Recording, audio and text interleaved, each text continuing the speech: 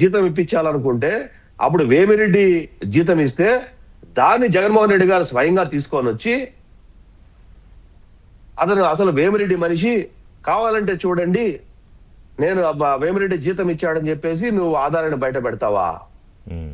నువ్వు ఇమ్మని చెప్పింది నువ్వు డబ్బుల్ని ఇచ్చింది ఏదో హ్యుమానిటీ గ్రౌండ్స్ లో ఇచ్చింది ఆయన ఒక మనిషి బతుకుతాడు కదా అని ఆయన కంపెనీలో ఎన్రోల్ చేసుకొని పేరోల్స్ లో పెట్టుకుంటే నువ్వు దాన్ని తీసుకొని వచ్చి అసలు వైవి సుబ్బారెడ్డి సంబంధం లేదంటావా? వైవి సుబ్బారెడ్డి ఆయన టిటిడి చైర్మన్ గా ఉన్నప్పుడు వీడు ఎప్పటికీ చాలా సార్లు చక్కర్లు కొడతా ఉంటుంది మార్కెట్ లో. ఏంటంటే ఆ సేవ ఎందుకు 500 రూపాయలు ఉండాలి, 2000 చేసేయి. ఈ సేవ ఎందుకు 2000 ఉండాలి, 20,000 చేసేయి.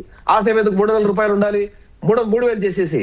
అది ఎందుకు ఇట్లు ఉండాలి, ఇంత పెంచేసి అంత పెంచేసి అని చెప్పేసి ఇష్ట ప్రకారం పెంచితే చుట్టూ ఉన్నటువంటి కొంతమంది మహాబాదులు సార్ అది ఇట్లా సార్ అది ఎట్లా సార్ సహకరించి మొహాన ఉమ్మేస్తున్నారు. ఈ రోజు ఆ రోజు వైవి సుబ్బారెడ్డికి ఎవరైతే సహకరించారో కొంతమంది ఉద్యోగులు 12 మంది ఈ రోజు వచ్చారు కదా, వాళ్ళ మొహాన కేకరించి ఉమ్మేస్తున్నారు ఈ రోజు. టీటీడీ ఉద్యోగులు కూడా ఆలోచించుకోవాలా. ఇందాక మా అన్నగారు చెప్పారు భానుప్రకాష్ అన్న, బాధ్యత అని. బాధ్యత కాదు, సేవ.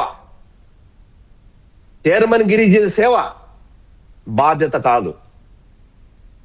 సేవతో కూడుకున్నటువంటి భావజాలంతో ఉన్న మనిషి మాత్రం అక్కడ కూర్చోవాలి. ఇప్పుడు భానుప్రకాష్ అన్న కస్టోడియన్, ఆయన చాలా సార్లు అంటారు నేను కాపలా కుక్కనని. అఫ్ కోర్స్ ఆయన పరిభాష చెప్పుకున్నా is one of the custodian in the body to protect the TTD properties. వీళ్ళందరికీ సేవ భావం ఉండాలి. వీళ్ళందరికీ సేవ ఉంటేనే ఆ స్వామివారి సన్నిధిలో సేవ చేయడానికి, ఆడ కూర్చోవడానికి, దాని గురించి ఆ ప్రొటెక్షన్ చేయడానికి ఆయన భాష చెప్పాలంటే కాపలా కుక్కల్లాగా కస్టోడియన్స్ వీళ్ళంతా కూడా.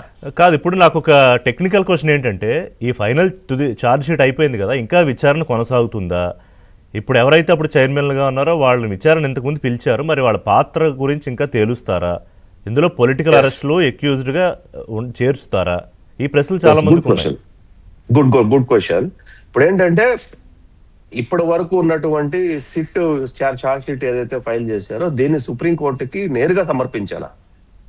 ఆ ఆర్డర్ లో కూడా ఎవరికి సిబిఐ డైరెక్టర్ కి ఇస్తారు, త్రూ సిబిఐ డైరెక్టర్ కి సుప్రీంకోర్టుకి ఇవ్వాలా. డైరెక్షన్ లో ఇదే ఉంది. ఆ డైరెక్షన్ కాపీ నేను చదివాను కూడా, ఈరోజు మార్నింగ్ కూడా చదివాను. సుప్రీంకోర్టుకి నేరుగా పోతుంది with sealed cover through the CBI director, joint director, not joint director through వెళ్తుంది. అక్కడ చూసిన తర్వాత మీరు చూసే ఉంటారు పరకామణి కేసులో హైకోర్టు సుమోటోగా చాలా ప్రశ్నలు లేవనెత్తి పరకామణి విషయంలో గవర్నమెంట్ ఆఫ్ ఆంధ్రప్రదేశ్ కి అట్లాగే టిటిడి బోర్డుకి కొన్ని డైరెక్షన్స్ ఇచ్చింది. ఇంకా ఎందుకు పాతకాల పద్ధతిలో మీరు చేస్తారు, you come with one good outcome, technology based మీరు రండి అని చెప్పేసి చేసి మీరు దీని మీద రిపోర్ట్ ఫైల్ చేయమని చెప్పింది. ఈ రిపోర్ట్ చదివిన తర్వాత సిబిఐ ఫైనల్ ఛార్జ్ షీట్ చదివిన తర్వాత supreme court may ask so many questions, చాలా ప్రశ్నలు. ఇంకా సిట్టు సుప్రీం కోర్టుకు జవాబు ఇవ్వాల్సిన అవసరం ఉంది. ఇప్పటి వరకు కన్ఫెషన్ స్టేట్మెంట్స్ లో మేబీ మనకు తెలియదు, అంటే నేను ఛార్జ్ షీట్ నా దగ్గర లేదు.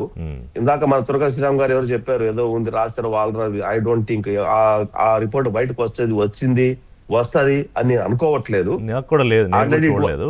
కాదు, నా క్వశ్చన్ ఏంటంటే విద్యాసాగర్ గారు, ఇందులో నేరుగా సంతకాలు లేకపోవడం అంటే కొంత రీసెర్చ్ లో టీటీడీ కొనుగోలు ఒప్పందాల్లో టెక్నికల్ కమిటీ మరియు ఈవో ద్వారా జరుగుతాయి, చైర్మన్ కేవలం బోర్డు నిర్ణయాలను ఆమోదిస్తారు కాబట్టి క్రిమినల్ కేసు పెట్టాలంటే నేరుగా లంచం తీసుకున్నట్లు ఉండాలి కాబట్టి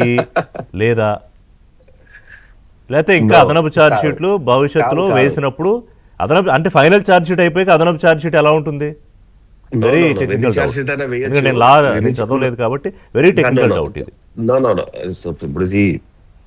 ఇప్పుడు వేసేటువంటి తుది ఛార్జ్ షీట్ అనేది వీళ్ళ వర్షన్, ఏది ఇన్వెస్టిగేషన్ ఏజెన్సీ వర్షన్ అది.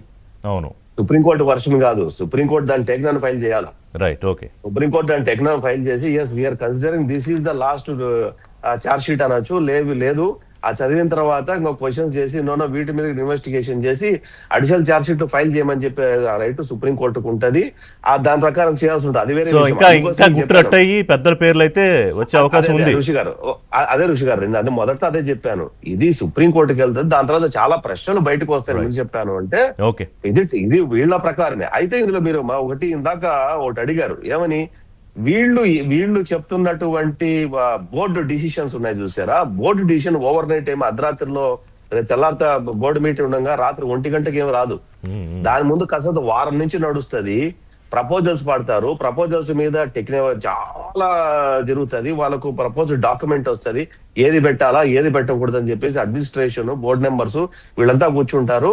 కూర్చున్న తర్వాత దాని మీద ఒక బ్రాడర్ గా ఓకే ఇది మనం పెడదాం అనుకుని అందరూ ఒప్పుకున్న తర్వాతనే with the sign off the JEO and EO and chairman అది బోర్డు ముందర ప్రవేశపెడతారు.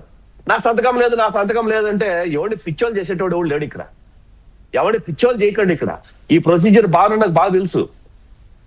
రేపు తెల్లారిత బోర్డు మీటింగ్ అంటే తెల్లారిత 6 గంటలకేమి మీకేమి ఎజెండా ఎవరు agenda fixation before one week before నుంచే అసలు ఏవి పెట్టాలని చాలా మంది బోర్డు మెంబర్లు